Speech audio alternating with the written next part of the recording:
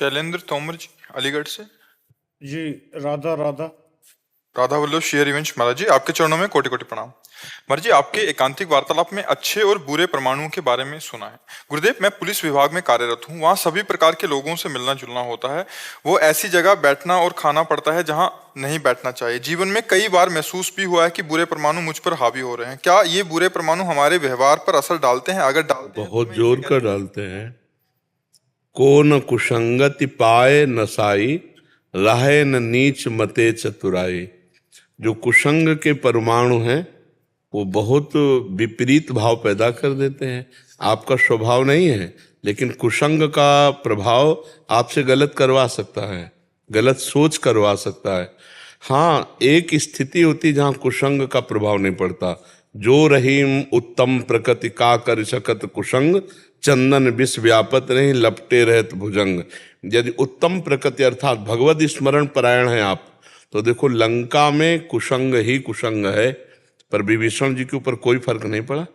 हनुमान जी भी लंका में प्रवेश कर रहे हैं, लेकिन कोई कुसंग का असर नहीं हुआ, क्योंकि हृदय में भगवान का चिंतन है। प्रविश्य नगर की जय सब काजा, हृदय राख कौशलपुर राजा। यदि भगवान का स्मरण चल रहा है तो फिर कुसंग का प्रभाव नहीं पड़ पाएगा। आप जो भोजन है वो अपनी थाली का उतना पवित्र होना चाहिए जो भगवान को अर्पित करने लायक हो। ऐसा पवित्र नहीं होना चाहिए कि भगवान को अर्पित ना कर सके।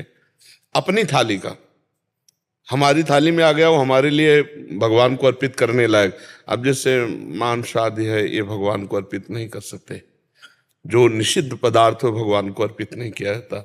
पर बहुत से ऐसे नौकरी वाले भाईजनों के पास अव्यवस्था है कि उनको वही खाना पड़ेगा जो मिलेगा रसोई से। तो रसोई में प्याज लहसुन तो प्राय पड़ता ही है। आपके पास भी यही समस्या होगी, प्याज लहसुन तो पड़ता ही है लगभग। 1 वर्ष से आपकी वीडियो सुनी है, उसके बाद छोड़ दिया है। पूरे परिवार जुड़ गया है और बिल्कुल कहीं बाहर भी अगर खाना होता है तो पहले पूछते हैं, और नहीं तो फिर ऐसे ही चले जाते हैं फल खा के। नहीं, बहुत सुंदर, ये तो बहुत बड़ी तपस्या है। ये तो बहुत बड़ा धर्म की रक्षा के लिए व्रत है। बहुत भगवान की आपके ऊपर कृपा है, आप इस पे चलिए। और नाम जब अगर पकड़ लिए तो कोई भी परमाणु कुसंग का आपको परास्त नहीं कर सकता है, हमारी बात मान लीजिए। क्योंकि नाम जापक त्रिजटा लंका में रह रही, नाम जापक माल्यवंत जी, नाम जापक विभीषण जी, कई महाभागवत हैं जो लंका में है। और मंदोदरी भी गुप्त रूप से महान भक्त है। वो रावण का पता नहीं कैसा सौभाग्य कि मंदोदरी जैसी पत्नी मिली। वो भगवान के प्रभाव को जानने वाली, भगवान के स्वभाव को जानने वाली, और रावण की पत्नी थी। अब आप विचार करो कि इतना भारी कुसंग और ऐसी स्थिति, रावण का भाई है विभीषण, और इतने जोर का महात्मा, कुसंग इतने जोर का और महात्मा इतने जोर का। तो हमें लगता है लंका जैसा कुसंग तो नहीं होगा वर्तमान में, क्योंकि वहाँ तो खुला मांस, व्यभिचार, मदिरा, ये सब, वहाँ नगर ही राक्षसों का है। तो वहाँ भी भक्ति हो सकती है। तो हमें लगता भक्ति हो सकती है।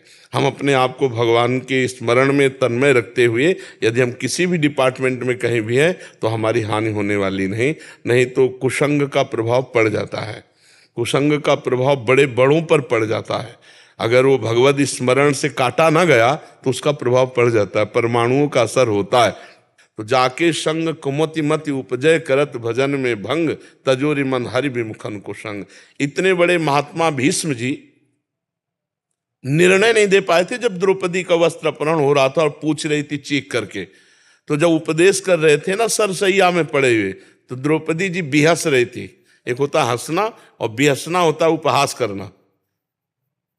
तो ऐसे दृष्टि गई भीष्म पितामह जी, उनका बेटी उपहास क्यों कर रहे हो? बोले बहुत धर्म का निर्णय कर रहे हो इस समय। उस समय आपके वचन नहीं निकले थे जब मैं चीख चीख के कह रही थी मेरे वस्त्र उतारे जा रहे थे, क्या ये धर्म है?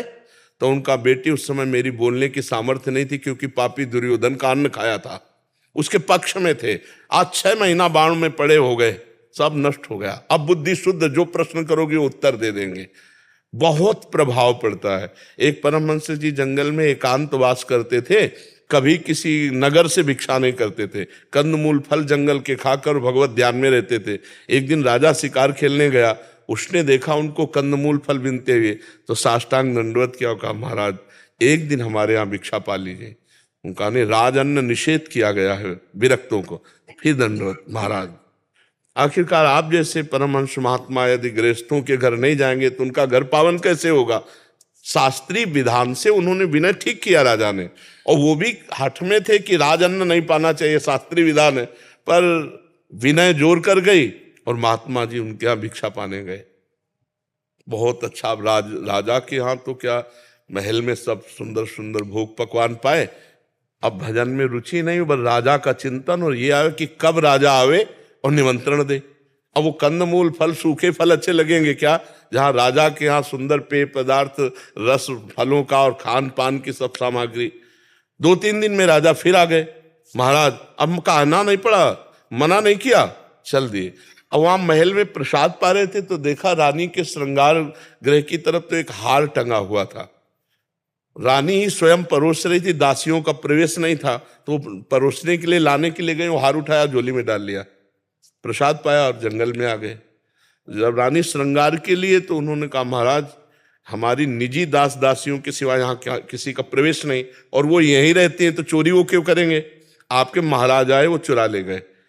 उनका इतने विरक्त महात्मा, वो चोरी क्यों करेंगे? उनके कोई पत्नी है तो है नहीं, परिवार है नहीं। अच्छा, वो वृक्ष के नीचे रहते, कंदमूल फल खाते हैं, वो चोरी क्यों करेंगे? बोले महाराज चोरी उन्होंने की। बोले चुप रहो, हम बनवा देंगे, पर संत के ऊपर ऐसा दोषारोपण ठीक नहीं, नहीं तो श्रद्धा नष्ट हो जाएगी संतों के प्रति।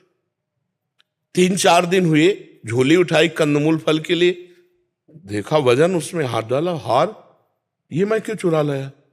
ऐसा मैंने क्यों किया? वो हार लेकर ऐसे सभा में गए और कहा महाराज मैं चोर हूं, मैंने आपका हार। अरे बोले महाराज ये तो मैंने परीक्षा के लिए डाला था। वो बहुत प्रवीण राजा थे कि ऐसे हमारे समाज में संत निंदा हो जाएगी, उनका हमने परीक्षा के लिए डाला था। वाह धन्य है महाराज, आप तो बड़े निष्प्रिय है। एकांत ले गए और महल में जब ले गए तब कहा महाराज ये तो मैंने आपकी इज्जत बचाने के लिए कहा, आप ये बताए कि चुराए क्यों और आप लाए क्यों? तो बोले इसका कारण तू है। राज अन्न पाने से मेरी बुद्धि भ्रष्ट हुई, रजोगुण चढ़ा और मैंने चोरी की। मुझे कोई जरूरत नहीं इस हार की, ना तेरी जरूरत है। तेरे अन्न ने मेरी बुद्धि भ्रष्ट कर दी जो मैं चोरी में आ गया। तो अन्न का प्रभाव, संग का प्रभाव, परमाणु आसपास वातावरण का प्रभाव उसके ऊपर पड़ता है जो निरंतर भजन नहीं करता। इसीलिए हनुमान जी महाराज कह रहे हैं का हनुमंत विपत्ति प्रभु सोई, जब तो सुमिरन भजन न होई। जिस क्षण सुमिरन भजन छूटा कुसंग का प्रभाव पड़ जाएगा। अगर घोर कुसंगति में जाए और नाम जब चल रहा है भगवत स्मरण, कुछ प्रभाव नहीं पड़ेगा। जैसे हनुमान जी महाराज, विभीषण जी महाराज लंका में भी गए, लंका में वो रहे लेकिन कोई फर्क नहीं पड़ा। तो ऐसे हम समाज में रहें, नाम जप न छूटने पावे और आहार शुद्ध रहे तो कोई नहीं बिगाड़ सकता है।